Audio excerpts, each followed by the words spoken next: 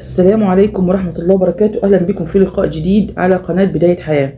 كلنا شفنا التصريحات اللي أدلى بيها رئيس أمريكا، المفروض اللي هو جاي إن شاء الله، اللي هو مش بايدن التاني اللي هو الجديد ده هو، أو اللي كان قديم يعني بقى جديد يعني. كان في لقاء كان بيقول إن الدول العربية عندها ثروات، ومن ضمن الدول العربية دي السعودية، وما اعرفش ملك السعوديه اتصل بيا وقلت له وقال لي وانا بحميك، ومن غيري مش هتعرف تقعد في الحكم اسبوعين على بعضيهم، وانت عندك ثروات كتيره فلازم تدفع للجيش اللي يحميك. طبعا الحقيقه تعر، طبعا الحقيقه ما تشرفش ابدا لاي دوله عربيه ان احنا قاعدين مهددين من امريكا انها تحمينا او ما تحميناش. طبعا هو يقصد ان هو يحميه من الشعب بتاعه، مش يحميه من قوه خارجيه. يعني خلي بالكم، الجيوش مش لازم تكون مؤتلفه او متالفه من اولاد الشعب نفسه. ممكن تشتري زي لعيبه الكوره كده، بتشتري لاعب من بره مثلا بمليارات مثلا او بملايين، نفس الحكايه ممكن تعمل جيش برضه بفلوس. اي نعم مش هيبقى عنده نفس الولاء زي ولاد البلد الواحده او الوطن الواحد، لكن هو بس بفلوس هتمشيهم برضه. ففكره ان امريكا تحمي حكام الدول العربيه العرق بتوعنا، فده بيحميهم من الشعوب نفسها، بيساعدهم على قمع الشعوب بتاعتهم، ويقدم لهم الخطط والدعم ان هم ازاي يقمعوا الشعوب بتاعتهم. طيب، فسرحت كده بيني وبين نفسي، قلت طب يعني امريكا دي ليه امريكا ان هي بالقوه دي يعني تعتبر يعني ماما امريكا وفتح عضلاتها كده على الدول العربيه بالذات، وحتى الدول الاوروبيه برضو. يعني احنا عرفنا برضو المواقف اللي بينها وبين روسيا، وان هي بتهدد روسيا وعامله ائتلاف مع الاتحاد الاوروبي ضد روسيا وكده، يعني عشان هي تبقى هي اقوى دوله في المنطقه. قلت طب ليه احنا الدول العربيه احنا ايه اللي ناقصنا؟ عدد موجود العدد. سرحت شويه زي ما قلت لكم كده، وقلت احنا ايه اللي ينقصنا كدول عربيه ان احنا نعمل اتحاد عربي او اتحاد اسلامي يكون ليه قوه. احنا طبعا مش هنفتري على حد، بس على الاقل يكون كدرع حمايه لينا لاي مهاترات من اي دوله اوروبيه او امريكا او غيره، انهم يعني على الاقل نعرف ندافع عن نفسنا، ما نحتاجش حتى نمد ايدينا ليهم انهم يحمونا. ليه؟ فلوس في دول عربيه كتير معاها، يعني دول الخليج العربي كلها معاهم ثروات. كأعداد عندنا أعداد، كجيوش كان في أي نعم جيوش معظمها اتفككت زي الجيش العراقي أو الجيش السوري، الله أعلم الجيش المصري هيبقى مصيره إيه برضه. كل دي في قوة بشرية عندنا، إيه اللي نقصنا إيه؟ فقلت ليه أمريكا، ليه كدولة؟ هي طلعت أمريكا دي مجموعة اسمها الولايات المتحدة الأمريكية، مجموعة ولايات مش دولة. يعني ليه إحنا ما نكونش دولة إسلامية ويحكمنا حكم إسلامي؟ فقلت الله، دولة إسلامية معناها ما حكم إسلامي يعني خلافة إسلامية. طب الخلافة الإسلامية دي كانت مطبقة من أيام الخلفاء الراشدين لغاية لسه قريب، من حوالي 500 سنة سقطت الخلافة الإسلامية. ليه؟ لكن للأسف طبعا بنلاقي هجوم من جميع الأطراف الملحدة والعلمانية وغيره، بيطالبوا بدول علمانية وبيرفضوا الحكم الإسلامي. ليه؟ الحكم الإسلامي نفسه، طب ما نبي الرحمة نزلنا بالإسلام، والاسلام ما فيهوش ظلم لاي فصيل. يعني لو في فصيل مسيحي او يهودي معايا في نفس الدوله، ما فيهوش اي ظلم. ليه دايما بيطلع ناس كده تهاجم الدين الاسلامي والخلافه الاسلاميه؟ ايه الكلمه اللي تدل عليها الخلافه الاسلاميه ان هي في ضرر لحد؟ ليه دايما هجوم لكلمه الدوله الاسلاميه؟ وعن شرط كمان انا بطالب كمان، يعني وطبعا انا اعرف ان في اخر الزمان هي هترجع الخلافه الاسلاميه تاني طبعا، وعشان كده بتحارب من كل حد وصوب، من المسلمين ومن الدول العربيه، من الغرب. عارفين طبعا قوة الإسلام لو حكم هيحكم، يعني ما يكونش نعمل مثلا جيش قوي جدا مثلا اسمه الجيش الإسلامي أو الجيش العربي أو الخلافة الإسلامية بأي شكل من الأشكال. طبعا في واحد أنا شايفاك هتطلع تقول شفتوا طلعت إخوانية وبتطالب بالخلافة الإسلامية، وإيه كلمة الخلافة الإسلامية؟ إيه الضرر اللي في الخلافة الإسلامية يعني؟ ما كانت الخلافة الإسلامية كانت أعظم خلافة، أعظم دول إسلامية في العالم في أثناء الخلافة الإسلامية دي، كانت بتحكم العالم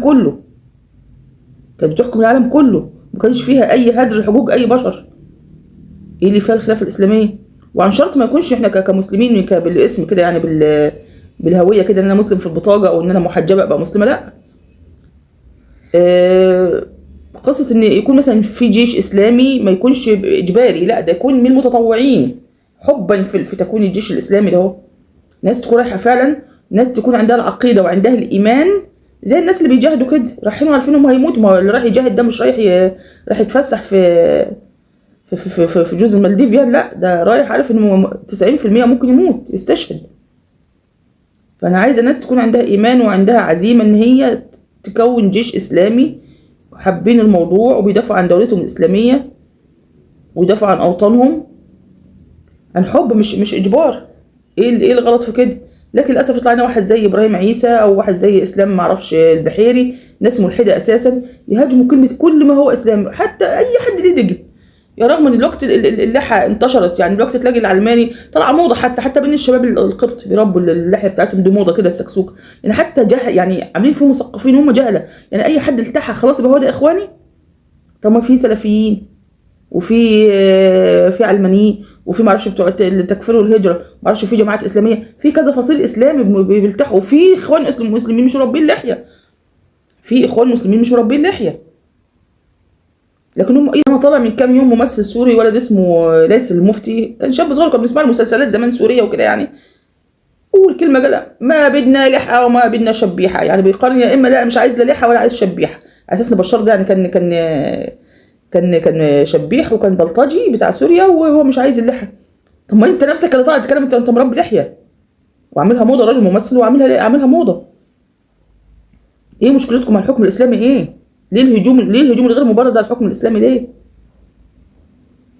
ما كان في اقباط وكان في يهود في الجزيره العربيه، وسيدنا عمر الخطاب عارفين الحادث المعروف طبعا ان هو نصف القبطي المصري على ابن سيدنا عمرو بن العاص،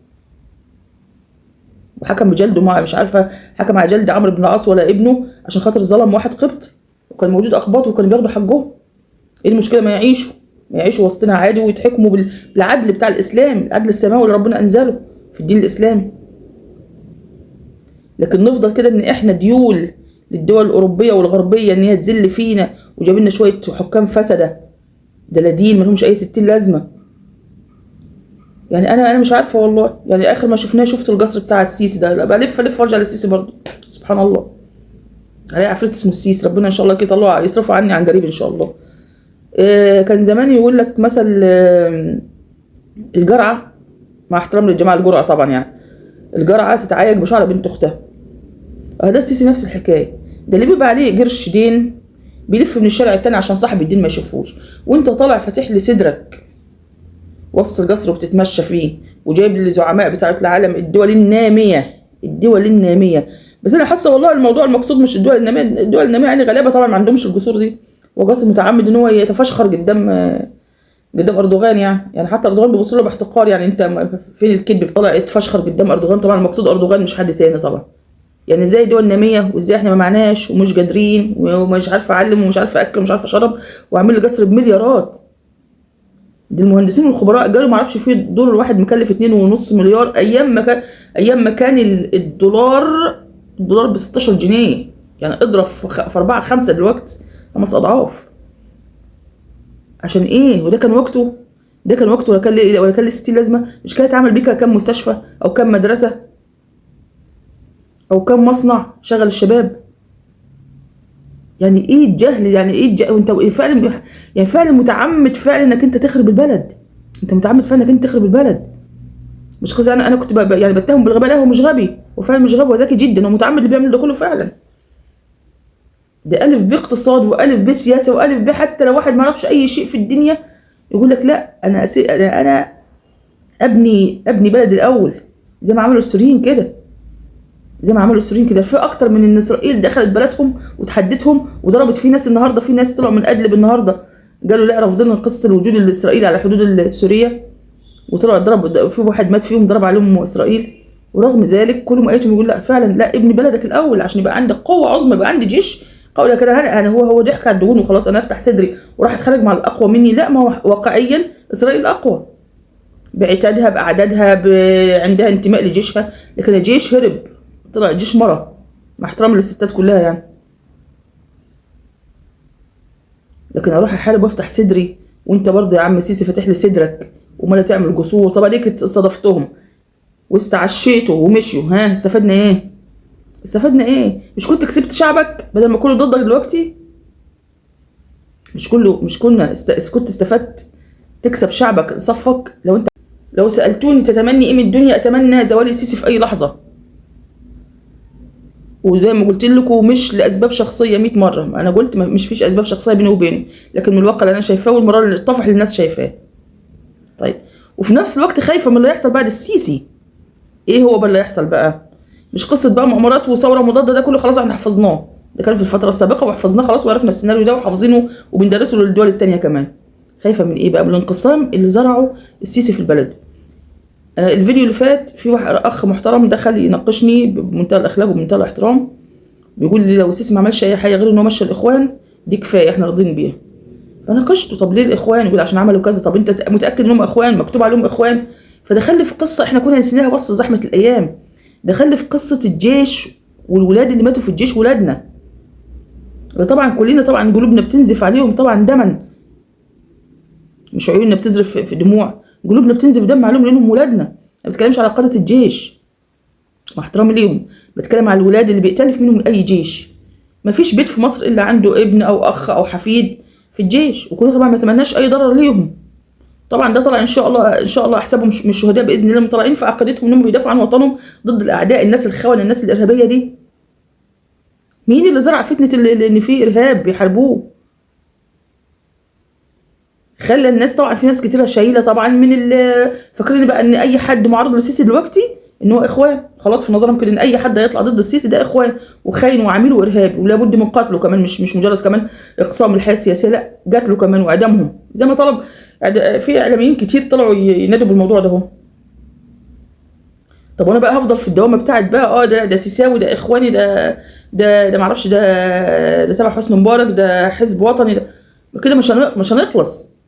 مش هنبني رسول الله بالتفرقه اللي بينا والانقسام اللي بينا في البلد ده، مش هينفع طول ما كل فريق شايل من التاني وكل فريق مننا بيخون التاني ومش طايق التاني. كده هنفضل في دوامه، ده هيتحالف ضد ده وده هيتحالف في ده في الخفاء او في السر او يطلع بره يعمل تنظيمات. مش كده، مش هتعمل الامور، مش هتمشي بالشكل ده يا جماعه. انا كلمه بس اتمنى يعني اي حد ليه شهيد طبعا في الجيش، طبعا ولادنا الله يرحمهم وتقبلهم في الشهداء باذن الله، واي حد تاني اتعدم او مات في اي مكان في مصر بسبب مظاهرات او بسبب غيره او بسبب اعتقالات وتعذيب، كلهم طبعا ان شاء الله نحسبهم من الشهداء. عايز اقول لكم فوق يا شعب مصر، مش يعني فكر، شوف مين، شوف عدوك ماشي مع مين، شوف عدوك مين بيحميه وانت تعرف مين عدوك الاساسي. مش ابن بلدك هو اللي عدوك. هو يا جماعه لو رجعتوا بذاكرتكم الناس اللي كانت في رابعه واللي كانت في النهضه، كان معظمهم اخر فصلين كانوا واقفين بكل قوه الصعايده والجماعه بتوع سينا. بتوع سينا قالوا هنبني جيش قصاد الجيش، بتوع سينا بالذات قالوا هنبني جيش قصاد الجيش. ولو بحثتوا ودورتوا هتلاقوا معظم ولاد جايين من الصعيد هم اللي بيروحوا الجيش في سينا عشان الفصل يبقى خلص من فصلين. هو بتوع سينا دول هم اخوان؟ هي السيناويه كلهم اخوان؟ سينا دي كلها اخوان والعريش؟ يبقى فصيل قصاد الجيش ده رايح قصاد ده ان هو عدو ارهابي، والتاني باصص ان هو ان الجيش ده دول خون ان هم عملاء وما اعرفش ايه ويجوز قتله. ما هم للاسف من الطرفين بيبصوا لبعض كده. مش آن الاوان ان احنا نفوق بقى بعد 14 سنه واللي اتعمل فينا وشفنا مين كان المستفيد من التفرقه دي؟ الله يرحم اللي مات من الطرفين يا جماعه. وطبعا ما كانش يلزمنا طبعا، يعني هو ماشي على نظام فرق تسد، ما كناش نتمنى طبعا الدم ده كله يسيل في مصر. اما آن الاوان لوقف نزيف، اما آن الاوان لوقف نزيف الدم في مصر. مصر بتنزف يا جماعه، كفايه لحد كده. احنا قلنا السيسي هيتشال ان شاء الله باذن الله هيتشال، لانه خلاص طغى وتجبر. يعني حتى الايات القرانيه اللي كاتبها في القصر بتاعه، كاتب الايات الخاصه بسيدنا موسى وفرعون. هو ان شاء الله نهايته تكون زي فرعون باذن الله. انا بتكلم فيما بعد، ما نقعدش بقى نتفرج على بلدنا وهي بتخرب تاني. مش هنبطل التفرقه الماشي. انا معاك وحزينه عشان على حزنك على ابنك او على اخوك او على ابن اختك، بس قدرنا ان نرجع في واحد بالشكل ده. هو طيب قدرنا وغباء مننا برضو، احنا ما كناش سلمنا دجننا لواحد بالشكل ده يا جماعه. هو انت عشان دلوقتي ان عشان في فريق اختلف معايا اقصيه اموته؟ طب ما بكره هيختلف معانا كمان هيموتنا انا كمان، هيختلف مع الليبرال هيموته وهيحبسه، هيختلف مع العلماني هيموته، هيختلف مع المسيح هيعمل له كده برضه. انا ما حضرتش المذبحه، انا سمعت ان جمال عبد الناصر عمل مذبحه للاخوه الاقباط في مصر، انا سمعت بس مش درساها ومش عارفاها. يعني معنى كده اللي يختلف مع فصيل ايا كان اموته واقصيه؟ ما ده يعني نحسبها بالعجل يا جماعه، نحسبها بالعجل. ما انا النهارده رضيت على موت الاخواني، بكره هيبقى الدور عليا انا كمان. ونسلم نفسنا للحكام، الحكام اللي هم ما بيفكروش غير في المقاعد بتاعتهم بس والكراسي بتاعتهم. اتمنى نرجع تاني شعب واحد وقلب واحد وايد واحده ان شاء الله باذن الله ضد اي ظالم، ونحمي بلدنا ونصون بلدنا ضد العدو المتربص بينا يا جماعه. يا ريت لوجه الله. الناس دي كلها مستفاده والله وعملاء. سيبنا من الاعلاميين الكلاب اللي معاهم 100 باسبور وفي ثواني هيبقوا بره دول. الشعب المصري يا ريت يفوق، يا ريت يفوق، يا ريت يفوق. والجيش بتاع الجيش تاني وتالت وعاشر مره. جيش مصر انقذ، ما تبقوش زي جيش بشار ان هو يخدم شخص واحد. كونوا جيش وطني. عودوا الى سكناتكم، عودوا الى سكناتكم واحموا حدود مصر بتخترق. حدود مصر بتخترق ليل ونهار، احموها وسيبكم من العمل السياسي. مطلوب منكم حاجه واحده بس، يا تشيلوا العميل ده اللي كل تصرفاته دلت ان هو عميل وخاين، او تأمنوا المتظاهرين. معلش انتوا نزلتوا في 30 يونيو، اقول بقى عارف 30 ايه زفت دي، 30/7 كنتوا مأمنين. كان في جماعه هنا بيترمي لهم ورد وفل من وهدايا من الطيارات، والفريق التاني اتضرب عليه قنابل. ننسى اللي فات ونقفل دي صفحه ودي قفلت خلاص، نفتح صفحه جديده. امنوا الناس، لو في حد هينزل يتظاهر امنوه، مفيش حد هينزل تظاهر. بس برضو انا اتمنى ما يحصلش تظاهرات، انا اتمنى ما يحصلش تظاهرات. التظاهرات ممكن تكون غوغائيه، مش محسوبه، ومش مفيش قائد ليها. طبعا الناس دلوقتي مفيش قائد، من الناس اللي كانت بتقود المظاهرات، الناس اللي كان عندها القدره على حشد الناس في السجون، او نصهم ماتوا ونصهم في السجون ونصهم مهاجر بره. فمفيش قائد لاي ثوره دلوقتي، فان الموضوع هينزل همجي، الدنيا هتتبهدل، واحنا نخسر بلدنا كلنا. وما اعتقد ما فيش حد يتمنى ذلك، يعني اي طرف من الاطراف ما يتمناش ذلك الا اذا كان خاين وعميل.